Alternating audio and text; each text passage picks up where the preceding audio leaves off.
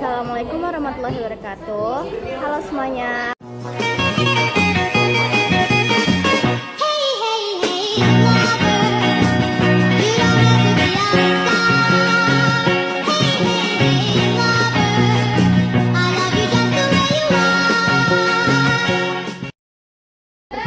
Nama saya Zalfa Ramadhani dari Fase FB Ratna.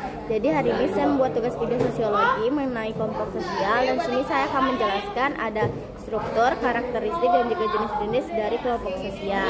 Nah, yang pertama saya akan menjelaskan apa sih struktur dari kelompok sosial. Yang pertama ada kepemimpinan. Nah, setiap kelompok sosial itu memilih pemimpin untuk mengkoordinasi dan juga memotivasi para pengikutnya atau para orang-orang yang ada di sekitarnya.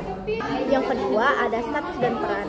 Setiap anggota kelompok memiliki status sosial untuk menentukan posisi dan juga status sosialnya. Yang ketiga ada norma dan aturan. Nah, setiap kelompok itu memiliki norma otonomi sendiri yang sudah disepakati bersama untuk menjaga kebersamaan agar tidak mudah pecah. Keempat ada komunikasi. Komunikasi merupakan elemen penting dalam interaksi antara anggota supaya tidak terjadi kesalahpahaman antara satu dengan yang lainnya. Yang terakhir itu ada solidaritas dan kohesi. Kelompok sosial biasanya dibilang solid itu kalau adanya sifat solidaritas dan kohesi antara anggotanya. Nah, tadi kan aku udah ngebahas struktur. Selanjutnya aku bakal menjelasin apa sih itu karakteristik dari kelompok sosial. Karakteristik dari kelompok sosial itu yang pertama memiliki tujuan bersama, lalu adanya struktur, aturan, dan juga sistem, lalu adanya interaksi antara anggota, dan juga memiliki peran dan juga norma. Nah, yang terakhir ini aku bakal menjelasin apa aja jenis-jenis dari kelompok sosial. Yang pertama itu ada kelompok primer. Kelompok primer ini merupakan kelompok yang berinteraksi dengan tatap muka secara erat dan juga bersifat personal.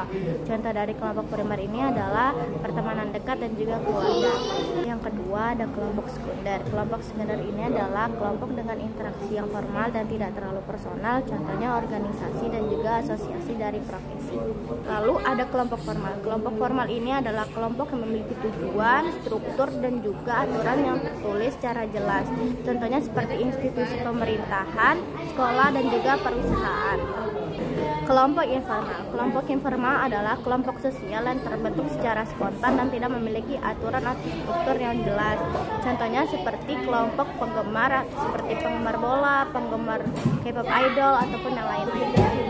Adalah kelompok yang dimana ada seorang individu yang merasa bagian dari dirinya. Contohnya kayak kelompok etnis dan juga kelompok agama.